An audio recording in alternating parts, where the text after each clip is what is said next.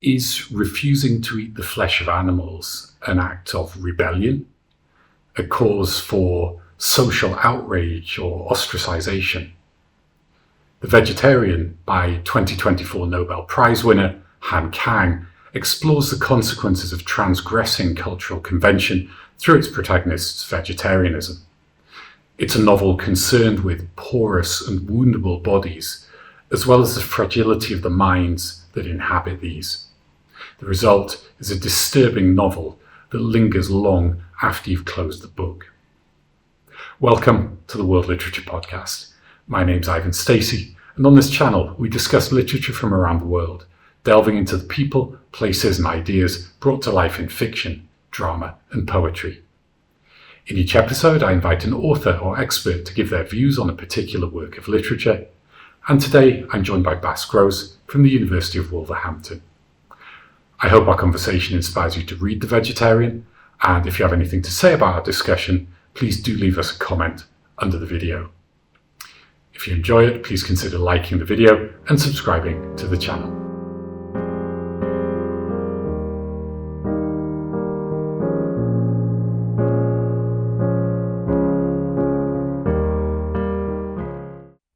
Bas Groes is Professor of English Literature at the University of Wolverhampton in the UK. His two most recent books are Right in the Head, a stroke memoir that explores the relationship between humans and their brains, and Writing Under Fire, an edited collection of writing from Ukraine. He's also involved in a number of other research initiatives, including the Memory Network, a network that brings together scientists, scholars, writers and artists to explore memory in the digital age, and Novel Perceptions, a project aimed at investigating inclusivity and diversity within the literary canon. It's a great pleasure to welcome Bas to the World Literature Podcast. Bas, welcome so much to the World Literature Podcast. Great to have you on and to be talking about The Vegetarian with you. Thank you for having me, Ivan. Thank you. So could you start just by saying a little bit about The Vegetarian, why people might be interested in reading it or other of Han Kang's works? Uh, Thank you. Yes. So I got to the novel partly because the author received the Nobel Prize, but on the other hand, I've always had an interest in literature from the East. I've worked on Kazuo Ishiguro for a long time, so I've been reading various bits and pieces across non-Western literature, shall we say. And of course, this novel, when I read it, it really grabbed me. It's such an intense experience, this novel, and this is why I thought it'd be good to discuss it with you. Yeah, intense is a word. I mean, it's not fun to read, I wouldn't say. It isn't. It isn't. So, as the title suggests, we have a protagonist. Her name is Young Hai, although it's narrated through three different perspectives. But when she abruptly decides to stop eating meat, this is represented, or at least received, as kind of being outrageous to the point of unacceptability by her family and by her peers. So, how do we read this? It's kind of tempting to read it allegorically. Like, does this sort of refusal represent something else? Is it commenting on wider social issues and tendencies, or is it actually about vegetarianism? How do you take it? It's interesting, and yeah, yes, particularly the literary mind and the academic mind will obviously reach out for metaphors and symbols and start to read it on many different levels. But as you were kind of indicating, on a basic level, this is about not eating meat and the ethics of eating meat and how do we consume in the world. And of course, we can then relate it to other ideological issues, maybe the patriarchy and the history of how we have been instilled in living and leading our lives, basically. But on the one hand, yes, it is simply about sort of deciding not to eat meat, and maybe not even for ethical reasons, because the protagonist stops eating meat because she has a dream, and yeah, it's really interesting that this kind of intense dream that she has such a strong impact on her, and that is why this kind of nightmarish vision that she has triggers her vegetarianism. We'll come back to the dream aspect in a moment. And yeah, I think that was going to be my follow up question. You know, it doesn't sort of go didactic into Mm, the ethical elements, right? Um, and I think for me, at least, where more the sort of the social ethics came in, not so much in the question of what does one eat meat or not, and you know what suffering is involved. It's more how is the vegetarian herself treated, right? mm, And you get absolutely. this. Well, it's interesting. I mean, in a sense, the novel, if it is a novel, is composed of three novelettes, I guess. She's never the central consciousness. She's always viewed from the outside. So that in itself, at the level of how literary representation works, is kind of she's decentered all the time. She's pushed Mm, aside. So the idea, in terms of power in that society and the power to tell your story, she's never at the heart of it. And this is on the one hand maybe indicative of that particular society. It also says something about her. When we kind of see through the other narrators what she wants and or what she doesn't really want, because it's all about abstinence, about sort of relinquishing desire, shall we say.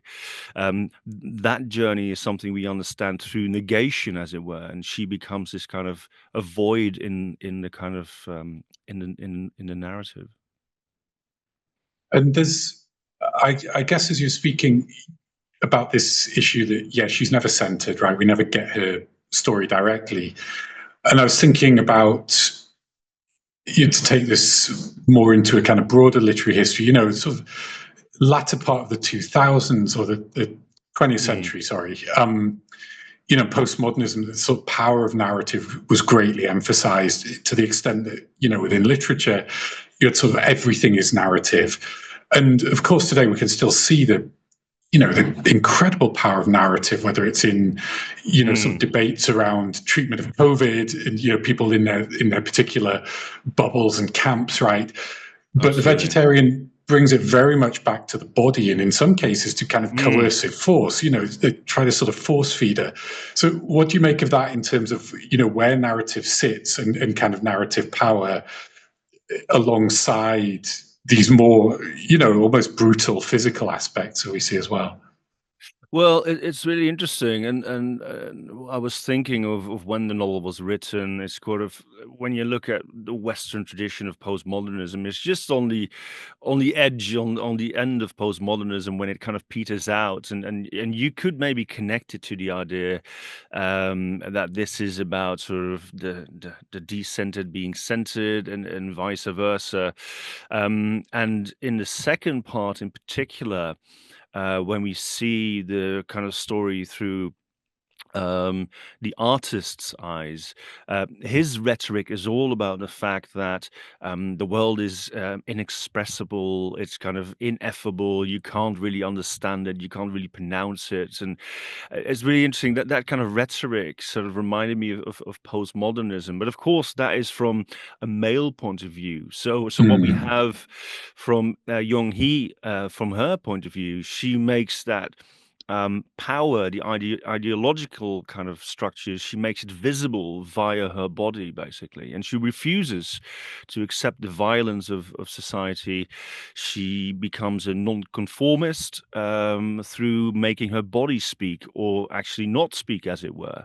So mm, refusing to consume meat and refusing to kind of play part in that sense is metaphorical, but it is letting her body speak rather than, I know, language. And I think that for me is very powerful in the end. And we can talk about this a bit later, I guess. I mean, the relationship in which art and literature and language play a large role in this novel, and maybe thinking about the fact um, that the protagonist is going through an almost pre-linguistic stage. She rejects also language itself, because language is, of course, interspersed with ideology and power. So also by rejecting language and food, in particular meat, that is where her refusal gains power.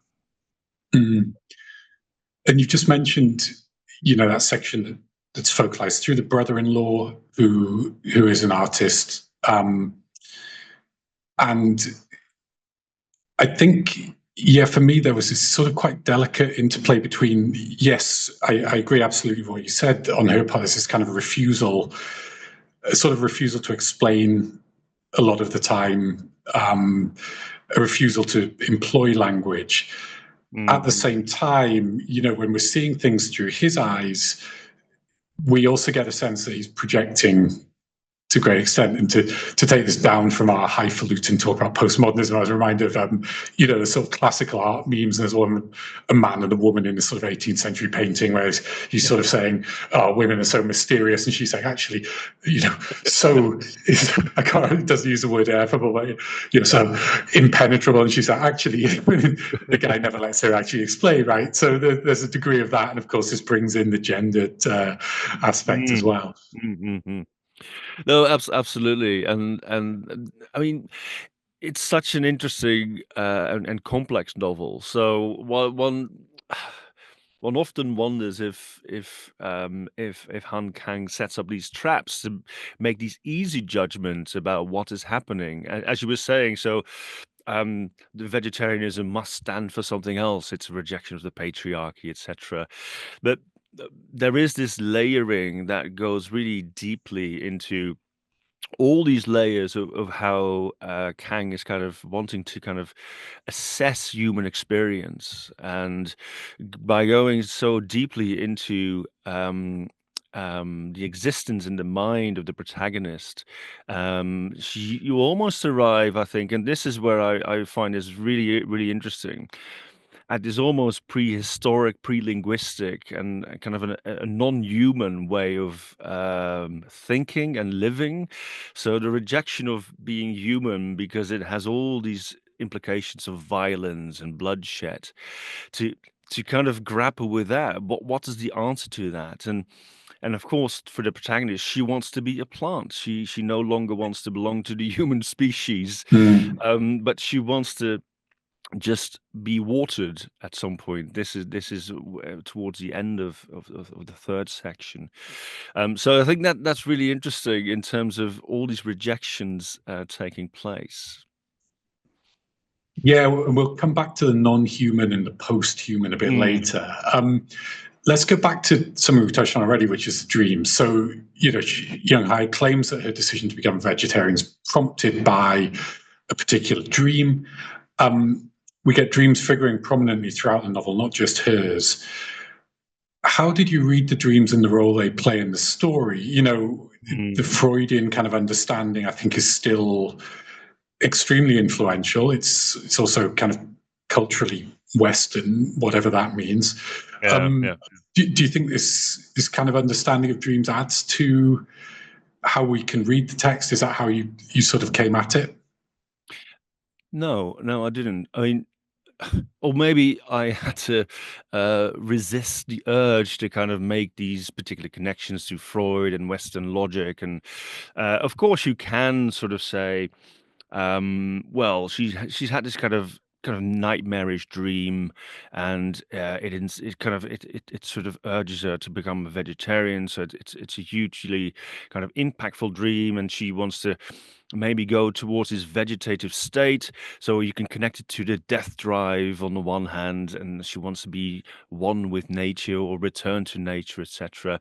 Um, yeah, I mean that's one way of maybe explaining what is happening, but maybe there's something um, much more profound happening. Maybe there's also a way of looking at this from different forms of religion, from Eastern forms of religion, and I think that's maybe one way of approaching the novel in a different way. So thinking of Buddhism, for instance, um, and maybe not connecting it via the Freudian logic, which I know in a way you would fall back into a relatively kind of patriarchal trap, and Freud's kind of privileging of the male, basically. So I would think that the dream for me is also just a dream, just as the vegetarianism is Mm, just about vegetarianism, shall we say, right? mm, Um, and when you drill down into the narrative and all the layers, what I think at the heart of this is not necessarily a void,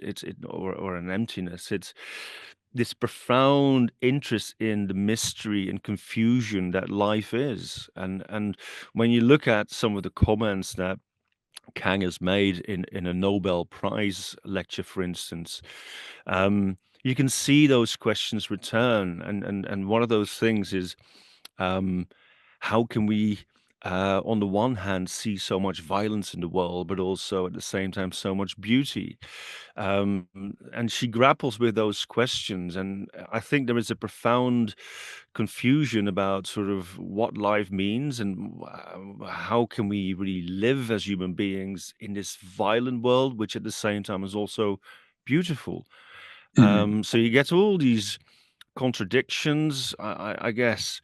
Um, yeah, you may be latching on to, again, a Western dimension with Hegel and dialectics and that kind of thing. But I think we should probably refuse that route, and sort of think of this as a profoundly human and almost innocent kind of exploration of the confusion of what it means to live human life. Mm. And I think that's, yeah, that relationship between beauty and sort of ugliness, brutality, um, I think probably comes through most in the second section, which we've mentioned already. So to summarize, the structure is made up of three sections, all narrated by different characters, as we said, none of them being her. Mm, Um, and it's in the second.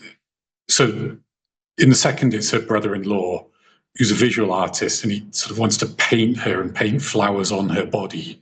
mm, So I think that in itself is quite interesting, because he's sort of adding, feels the need to add beauty to something that he already finds a form that he finds mm, compelling. mm, Um, in that section in particular, we have this aspect you've already mentioned about both her as a person, and again, perhaps this projection being unreadable or impenetrable.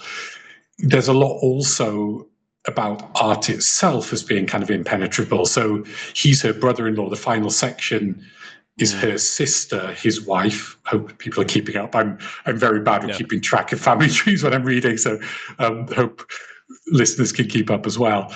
She finds his artistic project where he's painting her, and then Mm. all of this, to be completely incomprehensible. So, what do you think the novel is saying about art, about these kind of projects, and how do these issues relate to the main storyline of vegetarianism? Yeah, it's interesting, and I mean, the brother-in-law and I guess the sister of Young-hee, um, all those relationships are kind of disconnected, and they're kind of, I don't know, very fraught with all sorts of problems. One of the things about this book that is kind of deeply horrifying is that there's no human relationship here that works. But I Mm. think I think that's one way of kind of understanding that question of the meaning of art or the role of art. Um, are we able to express or connect or maybe work through human relationships um, through art? Is that the way in which we can connect to other people? No, I mean, I think there is a skepticism here about, in this case, visual art, because the brother-in-law, the visual artist who wants to kind of own, I guess, his sister-in-law as well through projecting painting onto her body, and that's a whole kind of ironical, ironic joke, I guess. She wants to become a plant, and he wants her to become a flower, basically. But that project fails, as it were, because even when he tries to kind of appropriate her through making her fit his artistic vision, she never really is able to kind of fit into that role. She is still out of reach for him, even though he thinks he's got her, basically. And in terms of sexuality, yes, but he can't really understand her. So I think the book is really also grappling with the role of art and the nature of art in Mm. terms of representing what life is, I guess. Um, and perhaps language is also rejected, because what I think is really deeply troubling. We got 160 pages of words, but what the book is really after is kind of finding the silence at the heart of a kind of almost a, I don't know, a certain non-conscious kind of experience that the protagonist Mm, is after. So striving for that silence, and through using the medium of language, I think there is this kind of contradiction again. So I think mm. it's a deep kind of struggle with forms of representation, with art and art's limits, basically. And I mean, you used the word representation a couple of times in that answer. Is is there? I suppose that my question is, to what extent is the novel thinking about other functions of art, rather than representation? Is there gesture? And I think we've kind of danced around this issue. Mm, mm, Um, is there kind of gesture? Is there touch? Is there connection achieved not through representation, but through some other mode? Is that what's going on? And does the novel see any possibility for that? Or is it kind of completely pessimistic about, finding any kind of empathy or accord or, even connection through artistic practices? Uh, I think that's a leading question. I guess that's great, but um, yeah, I guess in the end, there is almost hidden within the text in the reading experience, a hidden layer. It's kind of spoken in between the lines that yes, even though art and literature and thought captured in aesthetically pleasing language is limited. It may also separate us from ourselves. It is probably the only medium where we can find that meaningful experience and connection. And we need to continue to try to use artistic, aesthetically pleasing representations to Mm, find that connection. And because of course the novel is, I wouldn't say depressing, but it's dark and it's nasty on a sentence level, but also on the kind of plot structure. But we mm, we end really in a scene, I think, that is telling of what the novel is about, what the project of Kang is about. And we end in an ambulance, basically, with someone on the brink of life and death, and the sister looking out the window and trying to understand what the meaning of the situation is, trying to understand her sister, but her sister won't let her in. She's just refusing her as well. But still, on her face, there is this kind of tenacious kind of expression. She wants to continue to understand what this is about. So, and that mode of persistence, the will to keep on thinking, living, representing, finding art. I think that is, I know, such a beautiful moment to, despite the kind of setbacks and the impossibilities of life, we still continue. Um, I know Beckett comes to mind, right? So, it was funny. I was thinking exactly of Beckett. I can't go on. I'll go on. It's the unnameable, isn't it? And but Beckett is present in a way, isn't he? So mm, the asceticism of Beckett and Beckett's belief also in kind of Eastern religions, philosophies, etc., the self-negation of Beckett's plays, I think that resonates in Kang's novel. But maybe this is us bringing a Western perspective to it. But I think there is something there. I think there is something there. So yeah. and I suppose I was thinking the question was forming as we both simultaneously thought about Beckett was, I always be wary of comparisons because Han Kang is doing her own thing. And I suppose one thing that occurs is that okay, you have a sort of similarity in that there's this despair that art can never achieve what it sets out to, but you keep trying, which is very similar to Beckett. But then, if you think of the trilogy, Malloy, Malone Dies, and The Unnameable, the world that Beckett creates is so kind of ungraspable. You don't know where you are. Mhm. most of the time. You have these names, but then, even these characters Yeah. sort of recede. And Kang much more concrete in terms of Yes. where we are, right? So, Yeah. you're unmistakably in Korea, recognizable kind of types of characters. So that realism comes in to a greater extent. Would you agree with that? And No, do you think absolutely. Absolutely, Ivan. And one thing, because we have at this point been kind of discussing the novel in kind of apolitical terms, ahistorical terms, but this is of course not the case. If you read a bit more about sort of where this comes from, you can connect the vegetarianism to the subjective kind of role that women have played in Eastern societies in South Korea. This is a novel that was composed before the Me Too uprising, also in South Korea, a very powerful movement. And I'll tell you a bit more towards the end of that, but I think you can connect that to feminist politics. There is, of course, also the uprising in 1980 that the author didn't experience, but she was 9 years old, and a couple of years later, she started to read about the student protest and uprising, which was kind of brutally put down, and 165 students died.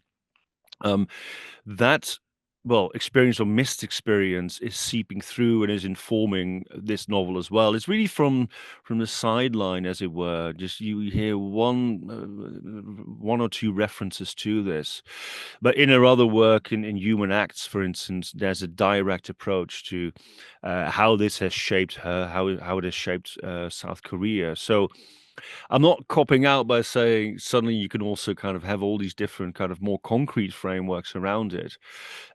What I think that this particular novel does so splendidly is to kind of be, on the one hand, universal, exploring the human subject, the human condition, and in the background, if you listen carefully, you can see all these other issues taking place as well.